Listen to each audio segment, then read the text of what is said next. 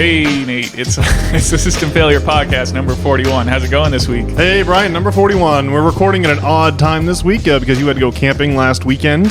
So now it's the middle of the week and it's the evening. So I wonder if our vibe will sound different or if our esteemed listeners will be totally unable to draw a distinction between, weekday evening and a weekend morning when we're guzzling coffee and probably talking really quickly and being hyperactive thanks to the caffeinated nature of our podcast. So I shall be very curious to see how this one comes out. Well, I think I already bungled the start a little bit there. Well, it was an unusual start, but hey, it's good to shake people out of their routine a little bit, eh? All right. Well, I guess we have, some listener feedback. Yes. Yeah, we got some listener, which I thought was really funny. So specifically the feedback I got here is that I am apparently burping on the pod. Now, I listened to the last week's pod again and just tried to get to the top where where you had said there was an audible burp, but I mean it was really small. I mean it was like if it had been any if it had been any smaller, it wouldn't be there at all.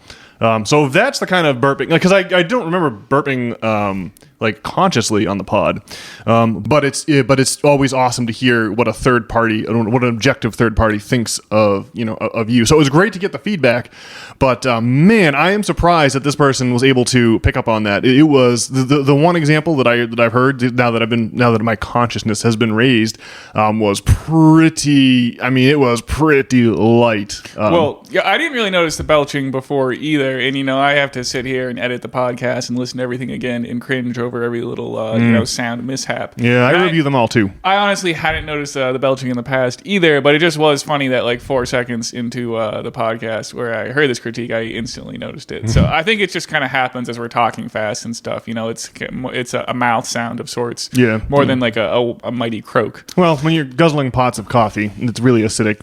It's bound to happen. Slightly you'll be talking and your epiglottis will move in such a way to allow a little bit of air out of your esophagus instead of out of your trachea. But nonetheless, I loved having the feedback. I wonder if anyone else out there is discovering burps or if they're not hearing it at all and they think this listener feedback is crazy, they can drop us a line at nop@substack.com and let us know if you agree or disagree.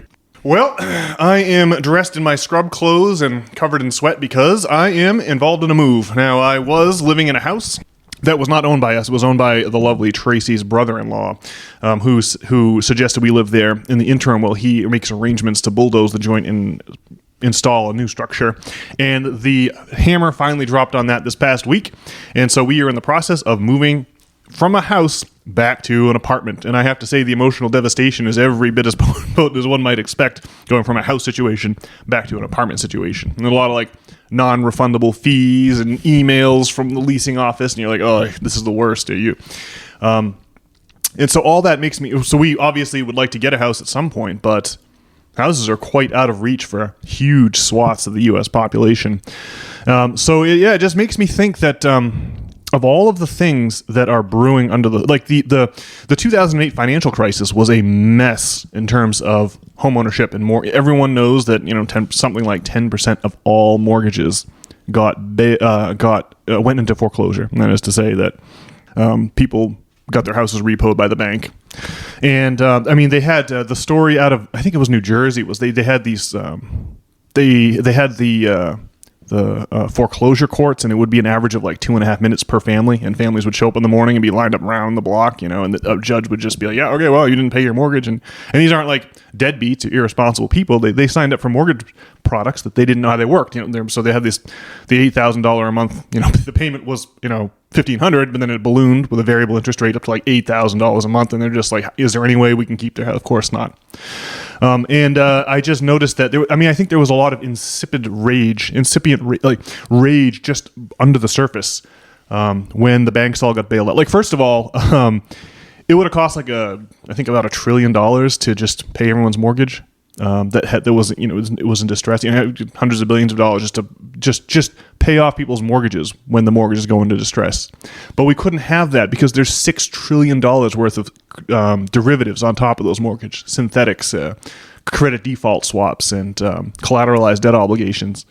And so instead of just paying the $1 trillion just pay everyone's mortgage, we had to pay $8 trillion over the course of the past 25 years so that all of the derivatives, which are much bigger than the actual mortgage debt themselves, wouldn't go belly up. So we had to let's see. Larry Summers was using the term "foam the runway." Heard this recently from Matt Taibbi. Foam the runway, meaning you have a plane that's coming in for an emergency landing. Maybe its landing gear doesn't work, and so what will happen in those cases is that the airport will spray a bunch of foam on the runway so that to cushion the impact of the plane and maybe save a life or two.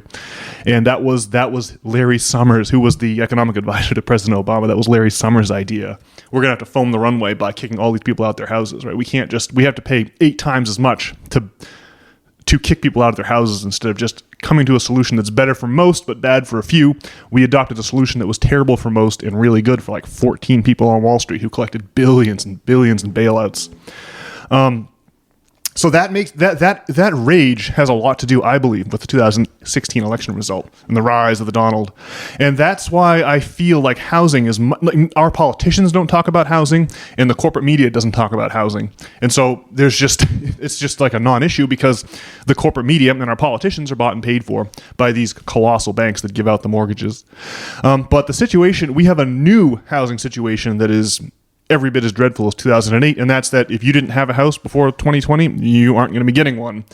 And I think that is going to be the biggest political issue of the next 10 years. A lot of like Zoomers, the generation behind, like half the millennials don't have a house still, and then the Zoomers are coming along behind us, and the rage that the political fallout from a whole generation of people who won't be owning a house is going to be. You think people don't want to work now?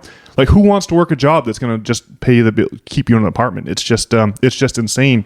You'll see even more squatting and even more businesses closing, and it's just the fallout from people not being able to afford houses is going to be wild. And I think that is the key issue to focus on here as the next several elections unwind and America circles the drain. I mean, it's going to be a full-out revolt. I mean, the housing prices reflect the amount that the bank is willing to loan people, right? So the housing prices reflect the overall the overall cost of the loan, and we got to the housing prices we've got to by getting 2 incomes on every mortgage application. But I don't think we're not going to be able to go to 3 incomes on a mortgage application, and so everyone who bought houses with 2 incomes, they're not going to be able to turn around and sell it to someone 10 years down the line for 20, 30, 40% the price. So I think that we're looking at a seriously bleak situation in the housing market. So that's what moving makes me think about. Brian, what about you? How do you think of yourself in terms of the someday owning a home? Do you feel hopeful that it'll ever happen to you? And if not, how does that affect your political outlook? Well, I mean, one thing is that Biden's going to be debating Donald Trump tomorrow, right? And so you can be sure that they won't talk about the cost of housing for absolutely not millennials and Gen Zers, eh? But I think that I probably can afford a house someday is the good news. But I think, broadly speaking, we can probably look forward to indentured servitude, basically. Well, we're standing here. We're recording in your apartment. When do you think you're going to move into a house, and how much longer are you going to be an apartment dweller? I don't know. I could probably afford a house now, but it's kind of a big to-do. I think I got to get one within like 5 years. Well, that's good. I think that a lot of people have abandoned all hope of ever getting a home post-2021. So we shall see how the cookie crumbles on that front, eh? Well, there's just not any margin for error for sure, or room to... you got to be grinding all the time and, convert your hobbies into side sources of income. And that is the nature of the hustle. And not have gone into debt for college. That's a clutch one right there. If you went into debt for college, then you will that's it. You won't be owning a house. A lot of debt. If you had a couple $1,000s, it's no big deal. I mean, it is wild that people are still getting these liberal arts degrees. And going into crazy amounts of debt for them. Oh, man. College has this linchpin role as part of growing up. That's it's really tied into the American dream, which is maybe an effective piece of propaganda or something. I'm not unclear exactly why it's so deep seated, but the idea that you need a college degree is Well, just you go and get your college degree, and now you get to go get some entry-level job that any other schlub could do and grind your way through the ranks there. Man, we've created a perverse credentialing system. And we've taken the transcendental value of education and totally converted it into a scam, a fleecing scam. And like people are coming out of college not educated, benighted by ignorance still, and not only that, but not trained for jobs. And so it's just it's a total train wreck. It'll be interesting. It would be interesting. What we need to do, I always say there's a slider, there's a trade-off between corporate profits and the public good. And we just need to move that slider a couple notches back in the public good direction. Because it's gotten to the point where people can't live out their lives with the amount of scams that you have to overcome just to make it in America today. Well, there's the inevitable backlash for sure from, parasitizing the young, as we've talked about. And I think that... the people in charge are already feeling that backlash. What with Hillary getting rebuffed in 2016, we've talked about it many times, and so I think you gotta hope for a third-party candidate like RFK who actually talks about the price of housing and talks about BlackRock and these other like really important things. Yeah, and not fall prey. Well, see, it is funny because it seems like the establishment did get rebuffed by Donald Trump in 2016 over Hillary. But they got unrebuffed in 2020, which was a big letdown for me. The Donald is unfit for office, but his lack of fitness is what makes him so attractive to people like me. I'm like, oh yeah, we need to acknowledge that there's a problem here. We can't just keep electing the career politicians like Hillary. Well, still, though, that's like the only catharsis we got because the Donald did nothing about the cost of housing, like for young people, right? Oh, yeah, of course not. He basically only cut taxes for the rich, and that's about the long and short of it, huh? I mean, no healthcare reform, no border wall, no nothing. Did we get a partial border wall? And maybe we got part of one, but we have a crazy border problem now. It's just, I don't really look forward to, it's not that, the Donald doesn't have a slate of policies that's going to help anyone. He's just this caricature who you can, because of democracy, we can install into office. It's like rejecting Brexit, just to burn the politicians you hate so much. So, the Donald's, people say, well, haven't you noticed the Donald's unfit for office? And you're like, yeah, that's what makes it so exciting that he got elected anyway, because the plans of these crazy politicians and their insidious corporate donors just got foiled. So that was the part that was really valuable. The Democrats have to give us an actual candidate who will actually, I know this is crazy, but actually move that slider back a few notches from corporate profits and towards the public good. And if we don't get that, you're just going to see more and more chaos and more nonsensical polling results until they stop cheating. They stop putting their thumb on the scale to make sure that Bernie doesn't get in and we get Hillary instead. It's just wild. Well, the thing that drives me crazy is when the people like start spitting at the mouth based on your choice of political candidate, like especially if you're picking Biden over Trump or vice versa, and they really take it personally. If you're picking Biden over Trump, or Trump over, either way, it's just man, we're not getting anywhere voting for either the red tie or the blue tie. Well, you're just like throwing shovelfuls of babies into the fire, basically, when you do that. yeah, more or less. Yeah. Well, we'll just keep sacrificing babies and hope that this whole thing turns around. You're like, I understand that the incandescent debate between the red and the blue ties is exciting and all, but we either move on from that or we die. Well, it's like I'd love to stop shoveling babies into the fire, but see, we have to stop Donald Trump. See the Donald. Yeah, that's exactly the logic. That's the logic that prevailed in 2020 and set us back 4 more years, so to now to 2024. And they'd love to pull it off again and just stick us with Biden for 4 more years. I just can't imagine like actually getting past this crazy political paradigm. Like hopefully the Donald gets reelected just so we can stop having the Donald run against friggin' Joe Biden or whatever. I mean, if RFK wins, they can both run again, which maybe the establishment will want that, although I'm sure that they don't. If RFK can beat him once, then let him run again. Let him run till the end of time, as far as I'm concerned. Yeah, I mean, obviously if RFK gets in, it's the end. But it would just be like if the Donald loses and Biden wins, and then the Donald can keep running, that's just well, they could put up Hillary Clinton or some other establishment shill, and then they could just continue the homeostasis, and we could just suffer forever. Yeah. If I mean, to my way of thinking, we get these politicians only thanks to cheating, right? If they let RFK on the debate stage tomorrow night, that would be a game changer. It would be a slaughter. Yeah. But the criteria to make the debate is like laughably corrupt or laughably designed to make sure that RFK never manages to stride on that stage. It's just a embarrassing sham, and we have to get to a point where people are disgusted enough with the two-party paradigm that we move past it, and only their assurances that the Donald is some serious existential threat are keeping people in that paradigm for now. But who can believe it? I mean, the man already was president for 4 years, and it just wasn't the disaster that the media leads people to predict. So we'll see. I mean, we're 4 more years into the deterioration of the corporate media. Like, I don't think anyone watches it anymore. The lovely Tracy had a TikTok video that had like some shockingly low, not like 65,000 people watching CNN, and that's it. I don't know if those numbers are accurate. It's TikTok after all, but man, that's a total collapse. Everyone knows the hilarious story of CNN and CNN Plus that they had to shut down after 2.5 weeks. It lost billions of dollars. Like, no one wants to pay a subscription for CNN. No one wants to watch it for free. Definitely no one's watching their horrible content paying a price for that. And I just can't believe they're so insulated in their bubbles. Where is CNN? They're down in Atlanta, right? Headquartered in Atlanta, I think. I think so.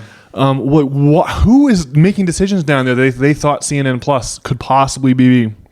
I mean, it's just so obviously a failure. It's so obviously a loser. Just bandying about the idea. I mean, they're really insulated. Someone down there is surrounded by yes men. No one's telling them.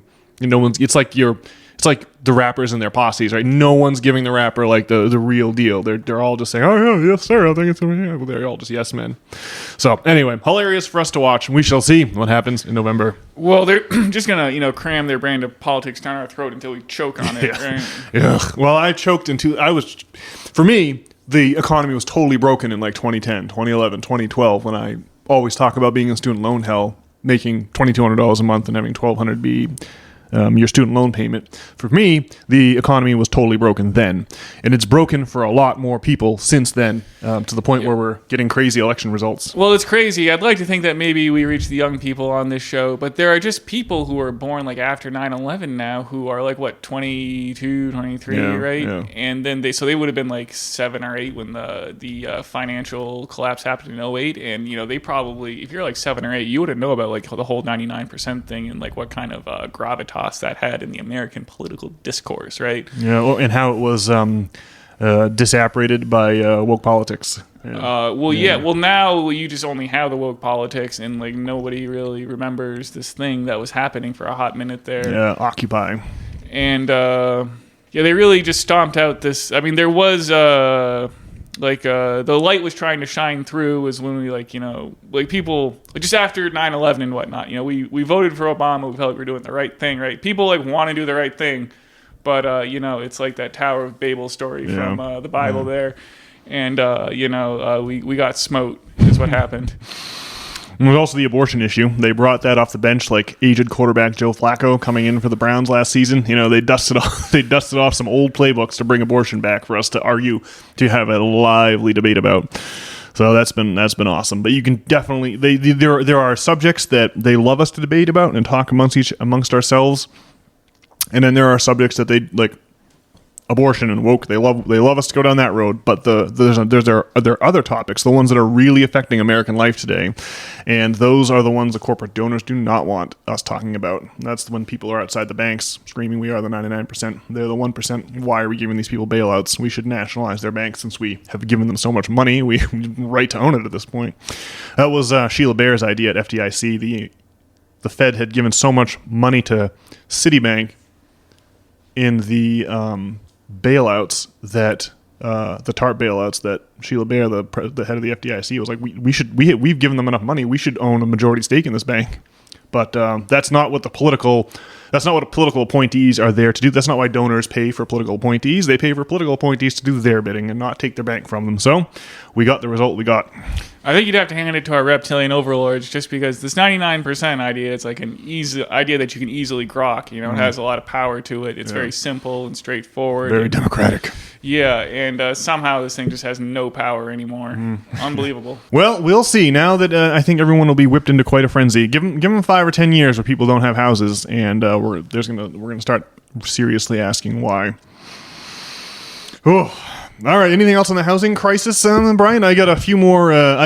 Topics for today. They are pretty. They're pretty scintillating. But I wonder if you had any other thoughts before I dive into our current mythology and dimensionality. All right. Well, let's start us off there. Well, and this is a T. Mackian idea. That is to say, Terence McKenna, the famous ethnobotanist who. He got ratchet. Yeah. The story about Terence McKenna, whom we call T-Mac on this pod, as if we know him, is that he and his brother, Dennis McKenna, went to Oaxaca, Mexico in the 70s. These guys went to college at Berkeley. They were going to UC Berkeley during like the height of the hippie thing. And they're really smart people. Dennis McKenna still makes the rounds on the podcast. So they went down to Oaxaca, Mexico, and they had heard of magic mushrooms, but it wasn't a thing that was well known about. There was the Life magazine article in the 50s, and that was about all anyone knew about magic mushrooms. So Dennis and Terrence and a couple of their chums from UC Berkeley went down to Oaxaca, Mexico, and there the mushrooms grow to be the size of dinner plates, and they're just everywhere. And it's part of the shamanic tradition of the Amazon tribes to use these mushrooms in much in the way that other Amazon tribes use ayahuasca as a visionary journey or a vision quest. And those guys went down there and ate crazy amounts of mushrooms. There's a great story about Dennis McKenna. He had taken all of his clothes off, and he was running around with a rock smashing people's watches. I mean, if you had to talk about an embarrassing mushroom trip the next day, you're like, yeah, guys, I'm really sorry about smashing all your watches. Well, and I do apologize about mincing around in the nude. If you've done the mushrooms, it's a relatable experience. Yeah, it's just the sort of thing you might worry you would do. But anyhow, Terrence is a hypnotic orator. His lectures are all over YouTube, and they come highly recommended. It is the most remarkable oration I have ever heard. And he had a lot of crazy ideas, and a lot of great ideas. And he was able to just give these mesmeric lectures. And so the idea I'm about to articulate here is one of his ideas. But the notion here is that we all walk around, like, there's like mythology, and then... But the mythology that for your culture, you're not going to be able to... Only later cultures could look back and identify which of your beliefs were mythology and which of your beliefs were actually so. And I always think about our mythology and which one of our beliefs might fall under this category. So the T. Mackian phrase that I want you all to keep in mind, you, Brian, and our audience to keep in mind, is the felt presence of immediate experience. Right? So there's your actual day-to-day experience, what you see and smell and touch and hear and taste. And then there is this whole raft of abstract knowledge, right? Most people have not gone to Paris to see, let's say, the Eiffel Tower, right? Most people just know about it or have seen pictures of it or saw it in movies. But there's the felt presence of immediate experience, and then there's an Eiffel Tower for most people. A lot of people have seen. I haven't. I've never seen it. I've seen the one in Las Vegas. The one in Vegas, yeah, is close enough.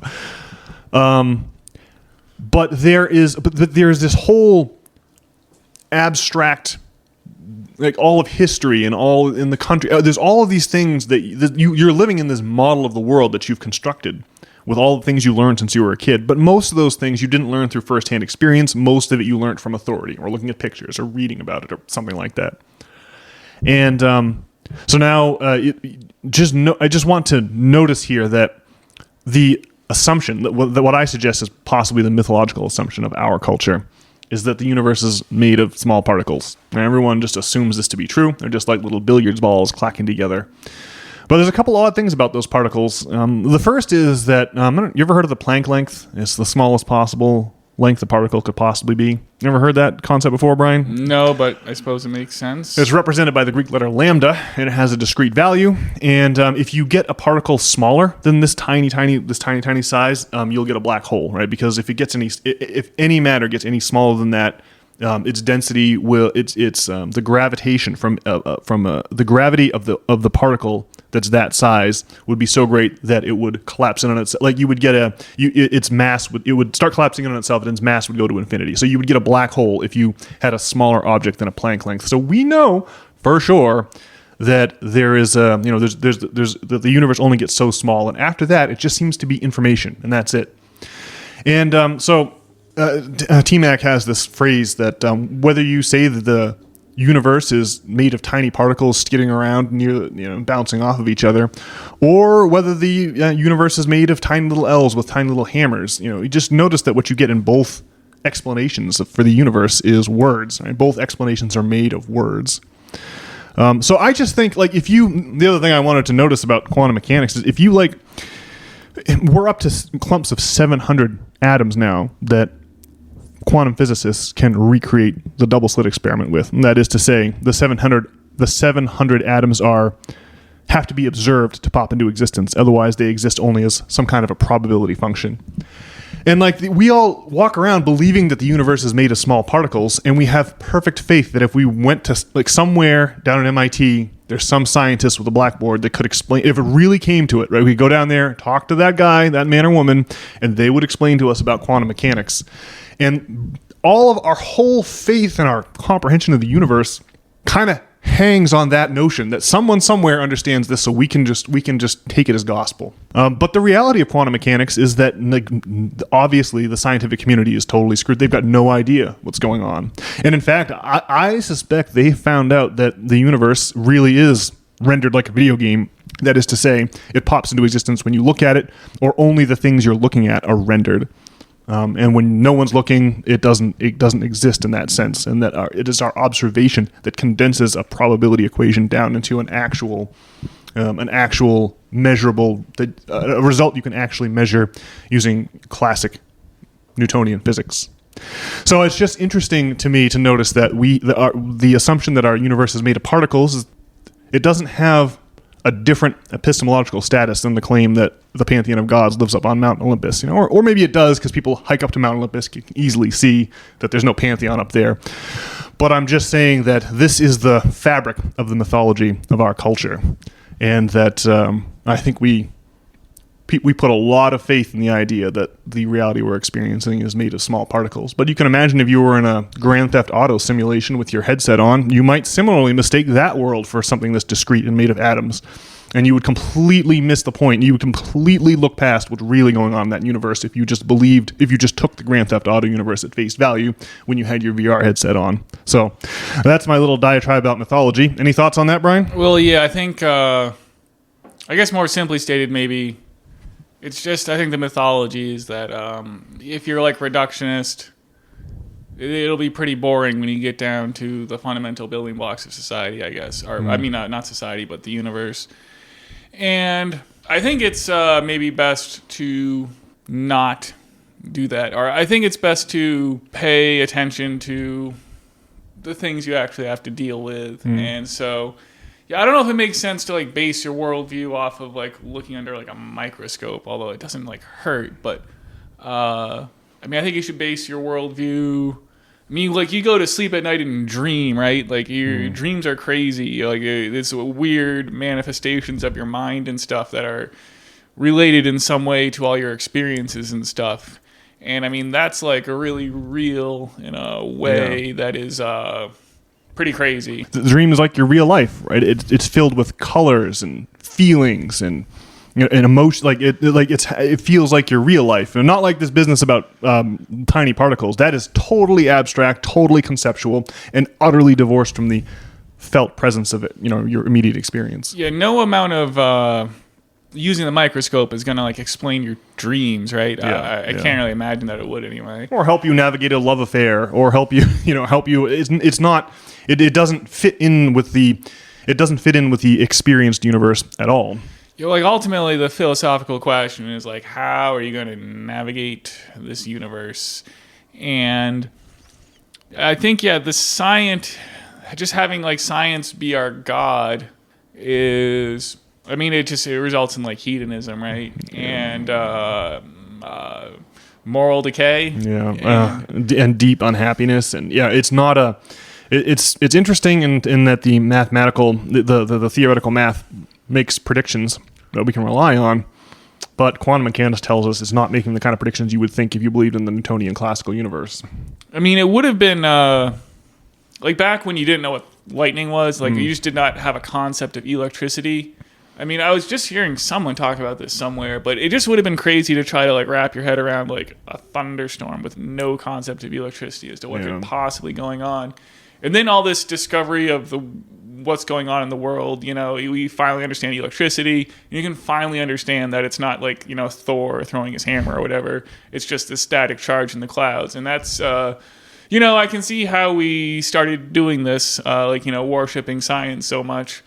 But now we like live in this world of like hyper stimulation and like too much information and some amount of not doing that and getting back to thinking about your experience and closing the goddamn laptop and not looking at your phone.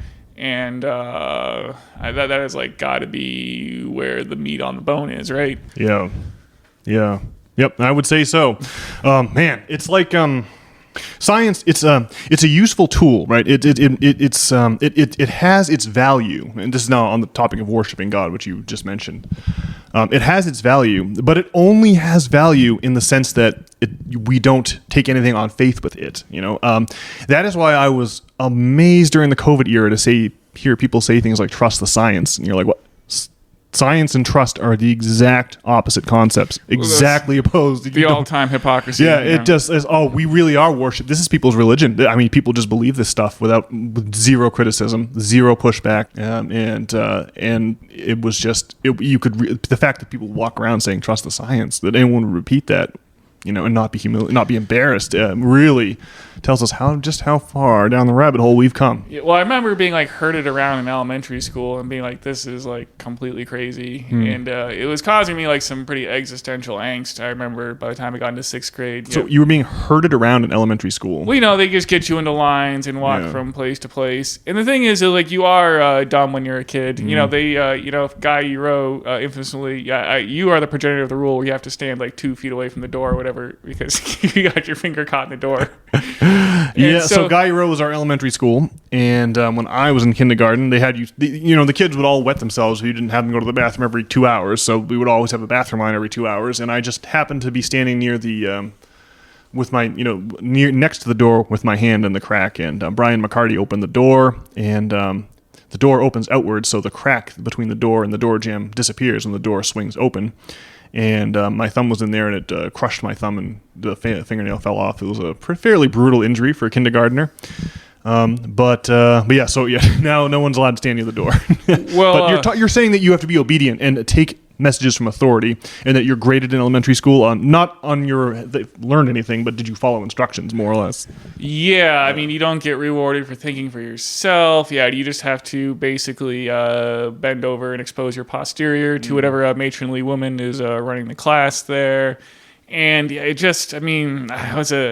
you're a kid, you think you're a genius or whatever, and you have no concept of anything, but well, anyway, like the COVID years are really a return home for people who miss the simplicity of elementary school, and they love when authority tells them what to do. Yeah, there's that faction, and then there's the other faction who are like never listened to or something. The people who would be just, your mask has slipped off your nose a little bit. Can you be sure to pull that up? I remember a bookstore in Cavendish Square shopping mall in Cape Town. Some woman came up to me. She's like, "Oh yeah, that mask is slipping off your nose. Let's go." Now, her supervisor is not going to be able, they just want to see people, they have to follow this rule. Everyone has to wear a mask. It is what it is. If you're the woman who's, working in the bookstore, if you're the clerk who's stocking the shelves, right, your boss isn't going to bust you for not busting someone whose mask has slipped slightly off their nose. She would have to enjoy it, right? She has to be, I get to correct people now. This is awesome. I've never been able to correct people before. I've never had a sense of conversational superiority, and now I get to go around correcting people. And you could just tell there was a bunch of people who never had a chance to be a petty, like the tiniest amount of power goes to people's heads, and like bookstore shelf stalkers was like one of these people. It was like one of these people I ran into. It happened a lot. She's now an SS officer. Yeah. It's like, yeah, you could totally get away with being, oh, sorry, boss, I didn't notice that the patron's mask had slipped slightly off their nose. You could totally get away with that, but that's not what she wanted. She wanted to correct people. And it was just like, wow, what an insight into some people's soul COVID brought to us, eh? Well, I think to be fair, like everyone values, like everyone wants to be heard and like have an effect in this world. And, you know, we all have baser instincts. And so, I mean, ultimately we should feel bad for this woman rather than spiteful, I think. Yeah. This is a person who clearly has a lot of problems. You know, clearly, there's some deep-seated unhappiness going on with this person. That definitely, we should be more empathetic. Well, they just once they start, cramming the fear down your throat every day, it's pretty hard not to lose your cool. But people are out of their mind during the COVID. I mean, do you remember when they were rounding up people who were like camping out like in Portland, Oregon? Yeah. They're just like. It's just like obviously dumb. And I guess I had a lot of that feeling back in elementary school. It's like, this is just obviously dumb. But on the other hand, the teachers, they have to herd, 23 children around who are hyped up on Kool-Aid and whatnot. You know, they got like the Kool-Aid mustache, and they're going to pee themselves, like you said, if you don't take them to the bathroom every hour or so. And so, I guess the COVID was a rough time. That's my point. Well, it was a very illuminating time, nonetheless. And you're right. It's like you've got this one, matronly old yenta, and you got a whole classroom full of kids, and she has to try to keep control somehow. And so you've just got this practice. You just got to get people in the ritual of following commands. I guess to bring it back to your point at the top there, it's just that like. The COVID was a great example where like, if you're gonna like trust in science or it's just this isn't like. It's not going to help you like negotiate that situation and see things for what they are. And you're going to end up getting like, 8 or 10 COVID boosters. And it's like any other faith-based belief system. It's not likely to come in handy. It's coming in handy for someone else who's not for you. Yeah. And so, that just isn't like the way to go to treat it I guess like the GTA example is a good one. Trying to like break down the environment of the GTA game isn't gonna really tell you how to win the game, right? Yeah.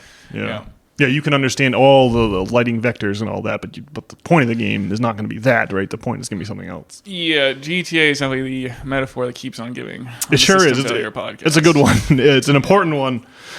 Well, I got one more note on the nature of reality here, and then I suppose we can let our listeners go. Even if we're a little bit, even if we don't quite make the hour mark, we should be pretty close by the time I spin this yarn. So Here we go. I just want to introduce the notion that we've talked many times before about the idea that the 3 physical dimensions and the single temporal dimension that we appear to live in, right? You've got 3 dimensions that are 90 degrees orthogonal that you measure with a ruler, and then you've got one last dimension you measure with a stopwatch. And I just wanted to explore this idea that time is what you get when you move down a dimension and have all kinds of information that still needs to be stored somewhere, right? Time is like it's like you'll see what I'll give some examples. So this will seem a little abstract, but time is like this big accordion that is orthogonal to the universe that we believe we live in, where we can store all the extra information you are missing, going from 5 dimensions down to 4, or 4 dimensions down to 3, depending on whether you're counting the temporal dimension or not. But we're moving down a derivative here, or up an integral, to use the calculus term. The one example I heard was a Rubik's Cube, right? If you were a 2-dimensional being, right? You imagine a 2-dimensional being confronting a Rubik's Cube. Now, the 2-dimensional being can only see length and width, right? There's no depth to the 3-dimensional being. So if you were looking at a Rubik's Cube, you would only see a tic-tac-toe board with different colors, and in the each square like a different color. Maybe some of the squares be the same color. But if you just imagine that Rubik's Cube is slowly spinning, right? If you were going to create some equations that would predict what colors would be popping up on your you're looking at a Rubik's Cube through a screen, so you can only see one face of it at a time, right? If you wanted to predict what colors would come up with each spin of the Rubik's Cube, you would need complex equations, right? Because you've got 3 dimensions. So we got 6 faces of this cube. We can only see one face at a time. And so predicting what color is going to pop up when you start spinning the different pieces of the Rubik's Cube would require a bunch of really complex math formulas to predict, 9 faces, 9 squares per face, and times 6 sides is 54 squares. To keep track of all 54 squares, you would need some complex matrix math. And if you wrote out the equations, they take up a whole chalkboard like the ones you see at the aforementioned MIT or Harvard in movies like Good Will Hunting. Good Will Hunting, yeah.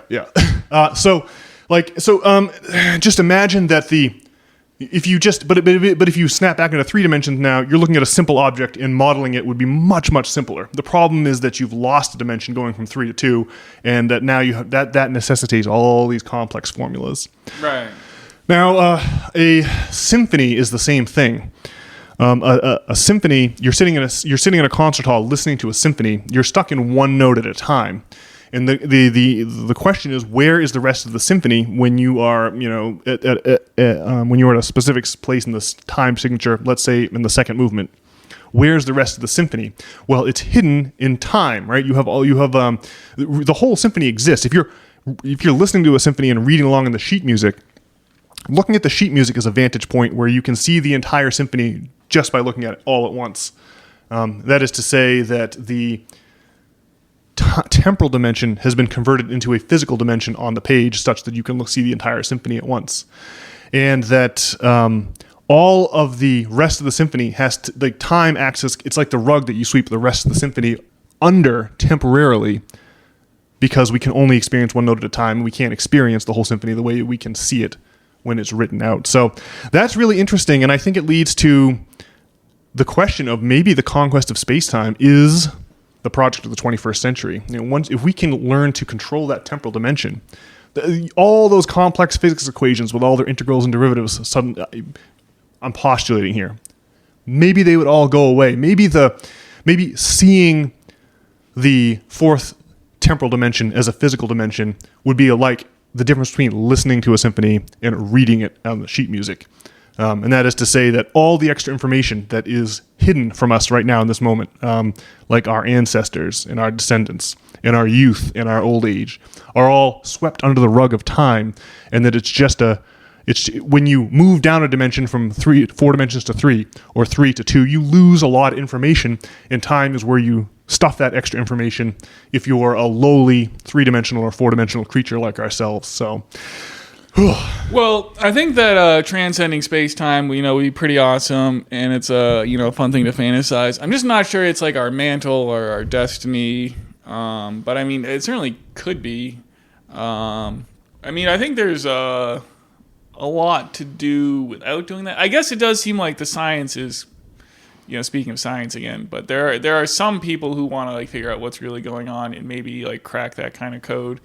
I'm just not really sure that it just doesn't really seem like our bodies are meant to be doing that kind of thing. And I think if you wanted to transcend the fourth dimension or whatever, I think you probably want some kind of spiritual solution. You need to go practice yoga in a cave for do a 40-day fast or something. And that would be the key. I certainly don't think your body is going to survive. You would have access to your youth and your old age all at once.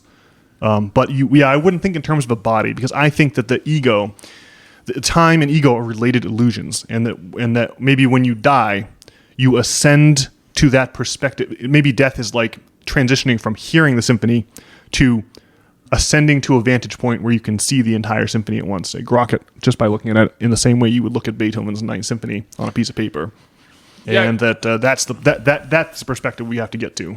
I think no doubt, although I probably, that perspective is God's perspective. Yeah. And, in Hinduism, there's this Atman and Brahman. And Atman is probably is the bigger God, and Brahman's your local manifestation of God. And I think that unless you really achieve enlightenment, you're probably doomed to have some kind of individual spirit or something.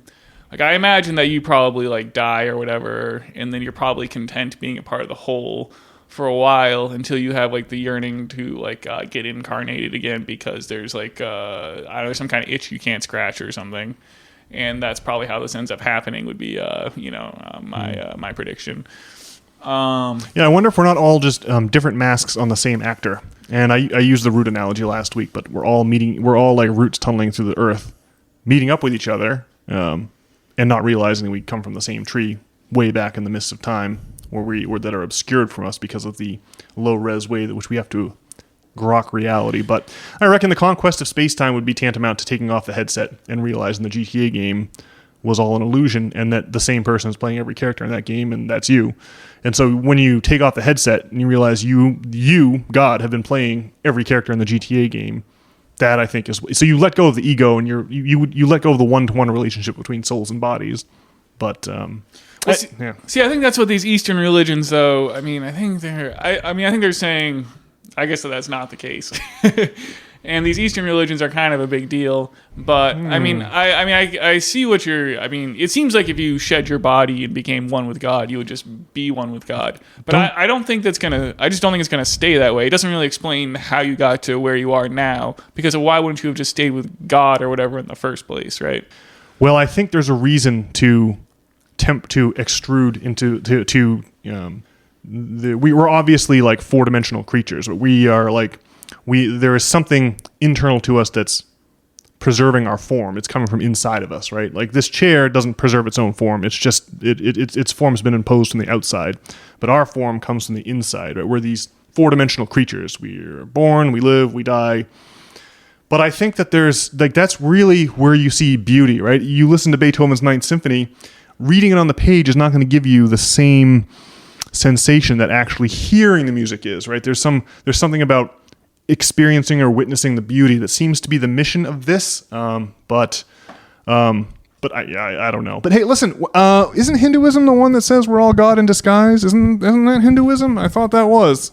And that Hinduism and some of the magical traditions of 2nd century Alexandria are copacetic on this point, that we are the gods. We are, like when you dream, we're creating reality and experiencing it all at once.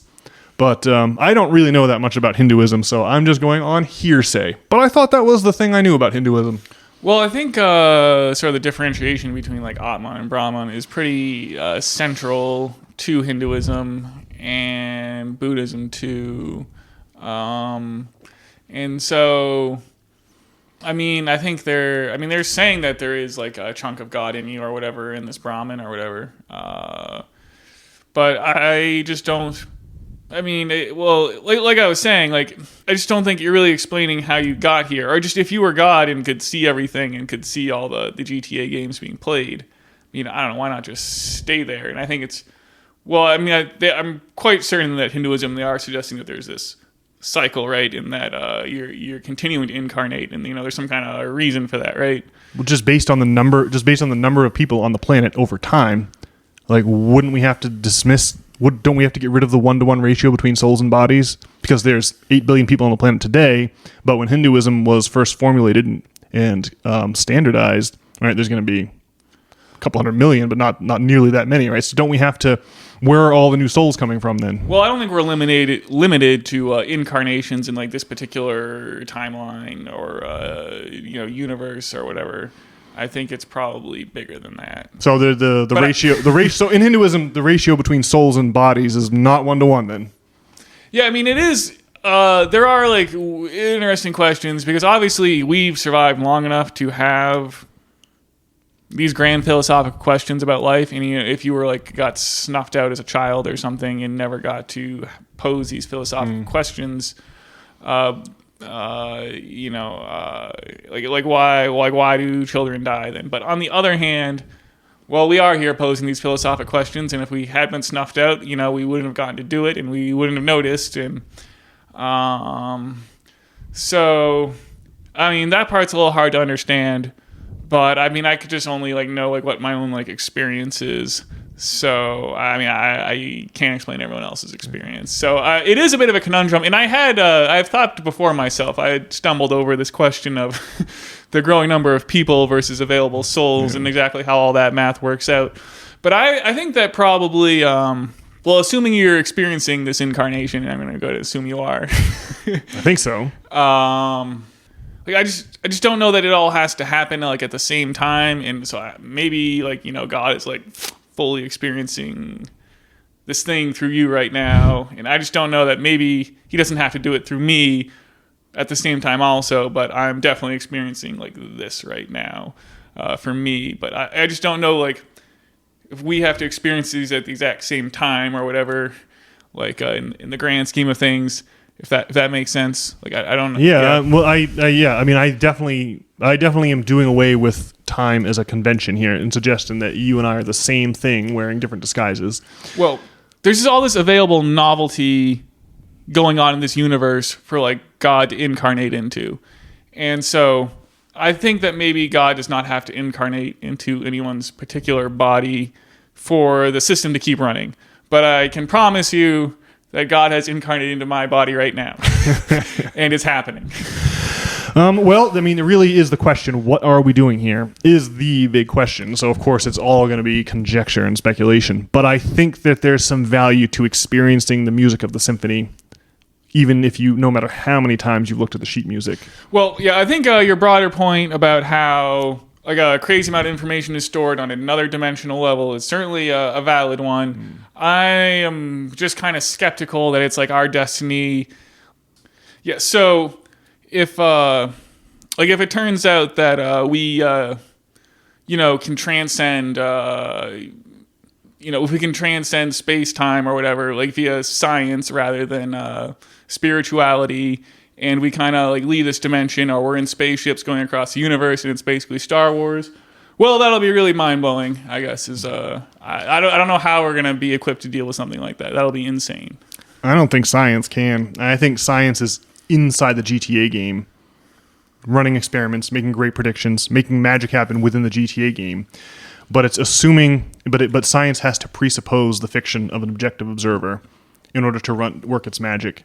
And if we really are creating this universe and experiencing it at the same time, I think that leaves science behind, and that I think that taking off the headset. I already said it. Taking off the headset, taking off getting outside the fourth dimension to where you can see an entire trajectory of the universe at once.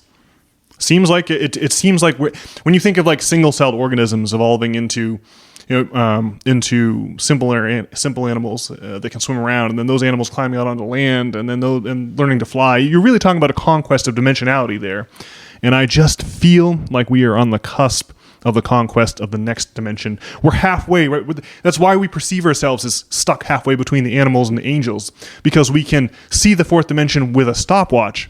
Right, and that means you have to experience every day individually, but you can extrapolate that what you're seeing in your one lifetime, forwards and backwards, and you can kind of glimpse the shape of the human story, the trajectory of it, the shape of this Ming vase. You can kind of grok it, and that's where I'm at. I think that the conquest of space-time, or removing the virtual reality headset and realizing that you're an avatar in a GTA game. I just think that's the future. And I think all of nature is trying to do that, trying to conquer dimensions one at a time. Single-celled organisms living in a one-dimensional world. And then eventually you get to a 2D world where you're crawling around on a piece of land. And then a 3D world where you're throwing spears or swinging through the trees. And then finally a 3.5-dimension world, or a 3 physical dimensions and 1 temporal dimension world. Anyway. All right. Well, I guess we'll have to wait and see. Yeah. All right. Well, that's pretty good, Brian. Well, I think I will now invite our listeners to log on to nop.substack.com to find some exciting articles about the history of these ideas and how they impact the rise and fall of civilizations and where we are in our current civilizational trajectory. And if you would like to complain about my burping, then I highly suggest that you send an email to nop@substack.com, where your input and feedback shall be duly considered. All right. Thanks, folks. See you, everyone.